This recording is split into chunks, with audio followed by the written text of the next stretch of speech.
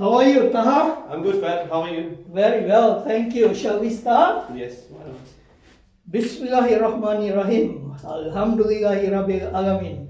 Wassalatu wassalamu ala asyrafil anbiya'i wa mursalin wa ala alihi wa sahbihi ajmain. Assalamualaikum warahmatullahi wabarakatuh. A very good evening, everyone. Very good evening. I'm very fortunate today. Syukur Alhamdulillah to Allah Subhanahu wa Ta'ala. I have our good Taha here today. Thank you very much. Thank you for inviting me, Pat. Thank you, Taha.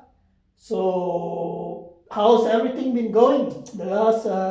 Well, you're in my office. You tell me how you've been. Oh, it's just awesome, Taha. Okay. I'll be very happy if I could come here every day.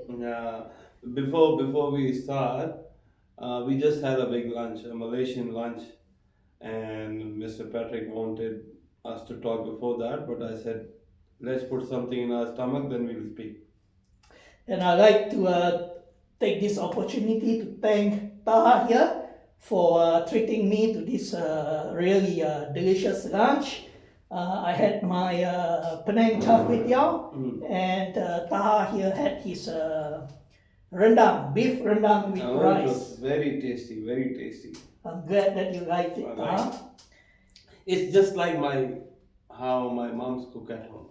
Right. Yeah, I don't know about that name of that curry. It's like we call it stew or something like that. Yeah, it is stew. It is stew. It's like a mild curry made with a bit of like coconut milk.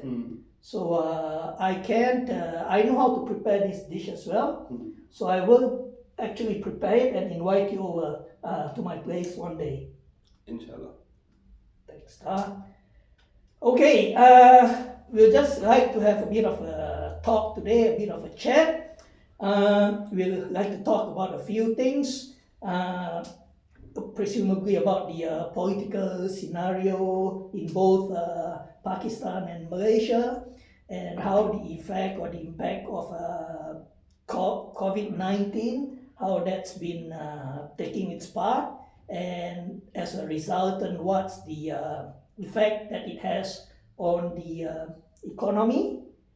I'd like to probably just start off with a bit of insight into the situation in Malaysia. Malaysia has the Prime Minister has declared, or he has actually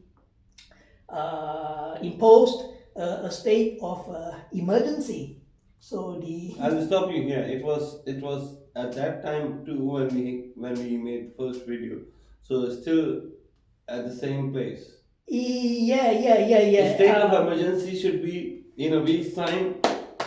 Everything is done. But if it is like 2 months, nothing has happened, and it is still in the state of emergency, what is state of emergency that is? So what the reason for actually calling the state of emergency? The reason that was being given was to actually battle the COVID-19 that was going on. But having said that, I mean, a lot of other countries in Southeast Asia as well as in Far East Asia and in other parts of the world are having the same situation with the COVID-19, and there's not been any need to declare a state of emergency. So with the state of emergency imposed, it actually gives the Prime Minister the authority of spending money, getting things through without having the approval of the Parliament. He can impose laws which he reckons is fit to handle, which is required to overcome things in a state of emergency, so to speak. So if there's any spending which needs to be done for any particular projects, this hasn't. It would not need to go through the approval of the Parliament. What's the number going on as far as COVID is? It's not good. The last few weeks, I think the cases, total number of cases has gone. It has hit 3,000 plus, 4,000 plus, Every and day? even every day, and even How many deaths? I am not exactly sure of the exact number, but as far as new cases are concerned, there was even like days where it's hit, it went above 5,000. The deaths? So 5,000 new cases In a day? in a day. Oh. So with that, of course, they've called for the movement control order, lockdown situation. The people are prohibited from leaving their homes within a certain distance, prohibited from traveling inter-district or prohibited from traveling interstate. Are the people following SOPs? I think the bulk of the people are. The problem comes when in this COVID situation, loss of jobs, loss of sources of income. There are certain states, I think one state, Sabah, where territory or certain districts, the people were in a very bad situation. So they had no money, and then with this COVID thing imposed, their movement was restricted. So What has government done to give relief to the people of Malaysia? I think there are certain non-governmental organizations. Probably the government has, in its part, maybe uh, to some effect, tried to help people in certain areas by distributing food, first aid, and so on. But I think the bulk of it is they cannot like attend to the needs of most of the citizens in the country. So that's where the problem comes. See, I'll tell you a bit why I'm asking this. Because we had the same thing. Everyone has the same thing. The COVID is being, everyone is facing that. But what Pakistani government did under Imran Khan in the time of COVID, once he distributed 13,000 rupees to those people who were below A certain the poverty income line. level. Yes. And it was transparently given to everyone. Then, because see, if we have lockdowns in Pakistan, before COVID, poverty will kill them. They'll die with hunger, food, this and that. Because we are like growing, developing country, third world country, like you said. We're not in a better condition. So Imran Khan government gave 30,000 rupees to individuals whomsoever required. One. Number two, we did not go for complete lockdown. He came up with a strategy called smart lockdown. Smart lockdown. Wherever the cases are, they were focusing on that area only.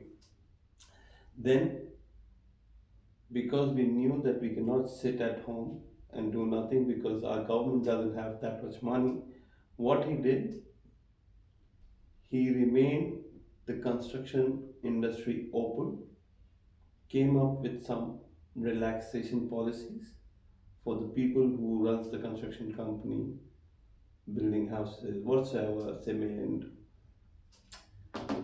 See, all whatever this is a problem in Malaysia. Hmm. See, out of those number of new cases Hmm. that appears daily, they are saying, or through their research or history, saying that the bulk of these cases are concentrated in areas, for instance, in construction, where there's a higher number of foreign workers, and also in factories. In factories, and they relate this to the living conditions of some of the workers who are being housed by the factories, and the bulk of them are actually like foreign workers. So poor SOP living conditions not being adhered to, and so on. On the other one, with the disbursement of funds to help these COVID victims. That's also being done in Malaysia, but that somehow the news, whether it's interrelated or somehow it's being not uh,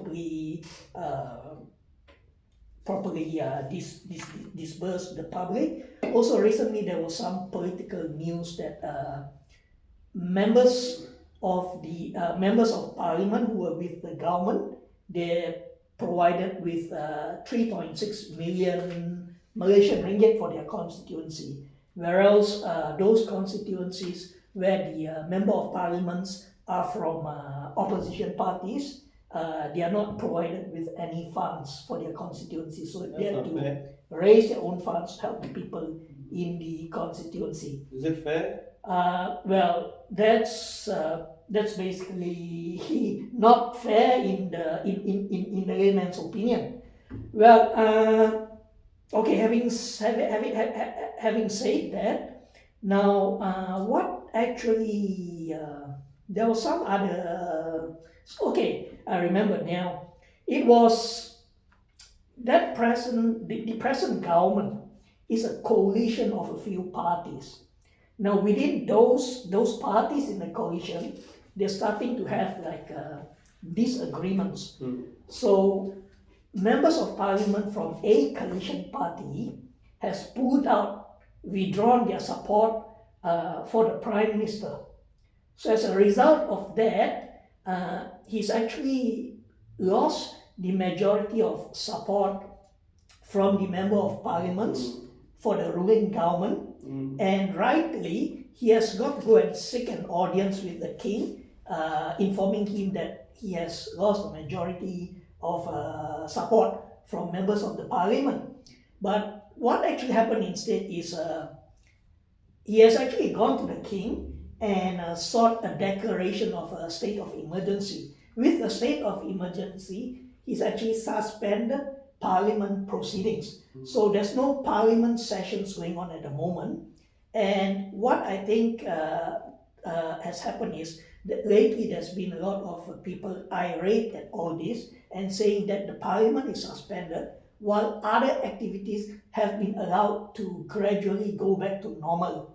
Activities like gambling activities, online gambling, even the casino has been allowed to operate. I think schools have been allowed to resume. I know that this month it's like in Malaysia they call it the SPN, or it's our equivalent of the O levels here. The students are actually going back to sit for their exams, and then night markets are allowed to reopen, but not the parliamentary sessions. So I think someone's made a joke that, okay, now let's have our parliamentary session in the night market. So some of these things has happened. While it's a big job to tackle the current situation of the declining economy and tackling the health situation, a lot of people see the situation now. There's too much politics in fighting, and not enough of concentration on improving the health and reviving the economy. And what has also happened is the foreign direct investment in Malaysia has also declined during these last 12 months. Because of the COVID mainly.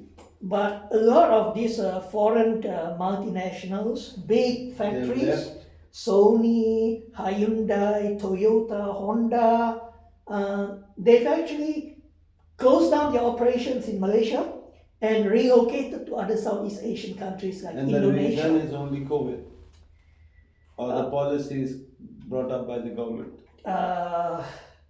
Well, frankly, so the party who's ruling is the part of Mahathir Mohamad? Actually, at the moment, the party where the Prime Minister actually comes from or sits now, he's actually Prime Minister or ex-Prime Minister Mahathir Mohamad's party.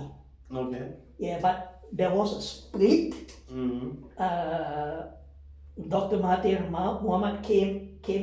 Well, So you mean to say Mahathir Mohamad doesn't have good relations with the current Prime Minister? Mahathir Mohamad was the chairman of this party. Mm. This current Prime Minister Muhyiddin Yassin is the president of this party. There was a big tussle at that time. Mm. So at the moment, Mahathir Mohamad does not support this party. Mm. That is like publicly, he says he does not support this party, but if there are any other inner politics going on, that Now you That tell I me. don't know. Now you tell me two options. Do you want Mahathir Mohamad to come back again as he did before to fight the corruption? I think personally, Or do you think he had enough?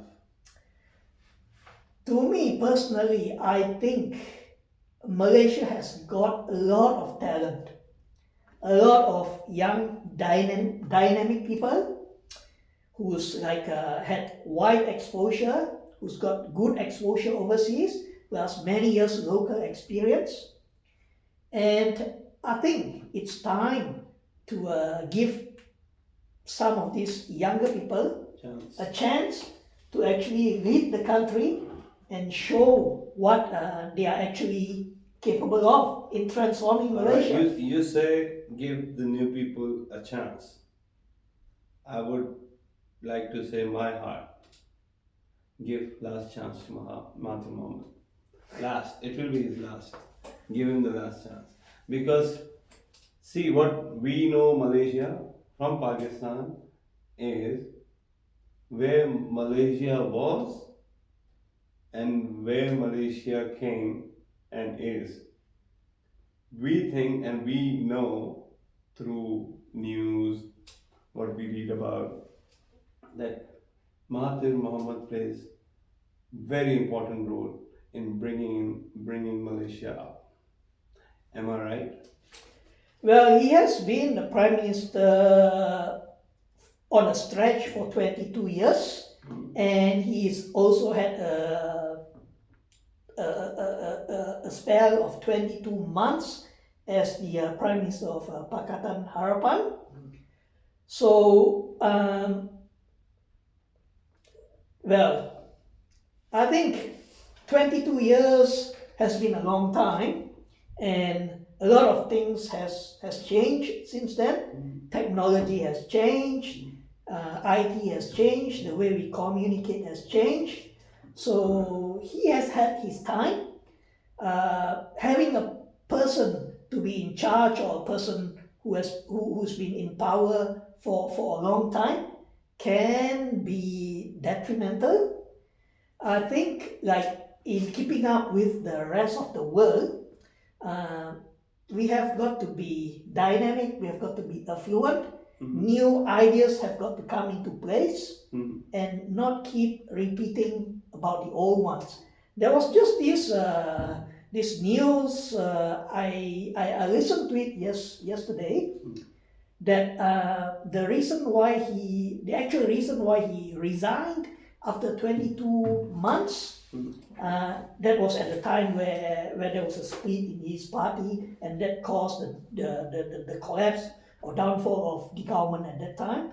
The reason why he resigned at that time was his frustration in not being able to public list Petronas. Now, Petronas is a large, financially or very strong company in Malaysia, linked to the oil and gas industry. So that is something where a lot of people actually have the opinion, or rightly or wrongly, but there's a very strong basis for them having that opinion, because his children, his sons, have a great stake, a lot of interest in that company. In that company. So things like this, and what you mentioned previously also, you were telling us a bit about Pakistan in the times of Nawaz Sharif compared to now Prime Minister Imran Khan. also a bit of the yeah. This is related to Pakistan's look to the future, and also that relates a bit to the Belt and Road here in Australia. All these tie-ups with China. So they had this project in Malaysia of a high-speed train wanting to link Singapore to Kuala Lumpur. That would make the travel time between these two cities much quicker at a much higher speed with this high-speed rail thing. But then that I think collapsed after a few years of negotiation. This project totally collapsed, and one of the member of parliaments in Singapore during his speech in the Singaporean parliament said that why they didn't come to terms or agree with this was because on the part of Malaysia they didn't want to have, or the Malaysian politicians didn't want to have things on an open tender. So they wanted to select select the suppliers, or this is something which is not acceptable today in today's world. Today we work, everything has to be with speed, everything is transparent. With Google, all the information is available. So I don't know, this could be indirectly one of the reasons of the decline in the foreign direct investment in Malaysia, because overseas investors have lost confidence with the current governments of the Malaysian government. The remittance is going down, you mean to say? The direct investment is going down. They are not, compared to the same time last year or the previous 2 years, the foreign direct investments into the country It might is be getting because less. of COVID. But then if you say it's because of COVID, they're actually comparing, like, between all these nations in Southeast Asia, comparing Malaysia to Indonesia to Thailand. All the neighboring countries also. All these countries are having the same COVID situation. But then comparing the way that Malaysia's economy is heading compared to the other neighboring countries, Malaysia is going down. And some countries like Vietnam, they are coming up, which is easy for me to relate. If I look at it from outside, from Australia, for instance, I look at Malaysians and I look at Vietnamese people here, how the Vietnamese community are doing, how they are actually performing in business compared to the Malaysian community. Straight away I can pick up what are their strong points, what are their weak points, what are Malaysia's strong points, weak points, which one is growing at a faster rate in keeping up with the world technology and the world economy. Tell us a bit about Pakistan. Last time I asked, you asked me about Mahathir Mohamad's visit of Pakistan, this and that. I told you that there is a big land on which Pakistan and Malaysia is going to build automobile industry and will come up with proton car. Last week, we have the advertisement coming on the television. Not only saying that this, there is a brand ambassador who is the mega star of Pakistan, Shahid Khan Afridi. If you Google it, you'll find out. Every Pakistani loves him. He is the brand ambassador of Proton. He is the brand ambassador of Proton in Pakistan. Okay. So he'll be doing the marketing for it. I can show you the ad also, which has come last week only. And I can tell you the place also, because last time I did knew where the place is, where the land they are building for automobile industry for Proton. That's the place you can see. I can show you the ad also. So it's actually functioning now as we speak? It is in process. Right. It is in process big time. Proton Pakistan. Proton Pakistan. Okay. Yes. And I'll show you the ad also. Which is good thing, man.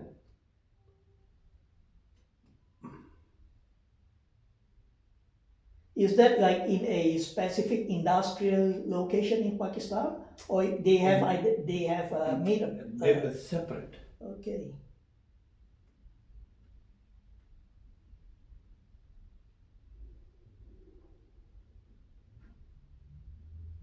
Are there many proton cars on the road? Just out of Not curiosity. yet, not yet. Okay. The only proton car in Pakistan, Imran Khan had it because it was gifted by Okay. Mahathir. Right. Right. We don't have any proton Okay. now, but we are going to manufacture now there. So I guess that gives it a bit of anything that's manufactured locally, uh, yeah, will always have advantages in terms of its pricing and so on.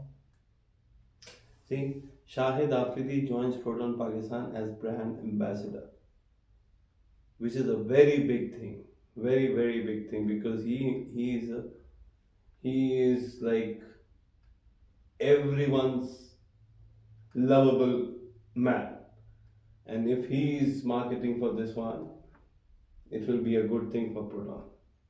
Absolutely, absolutely. Okay, we'll just take a quick break of a few minutes Okay. and we'll be back.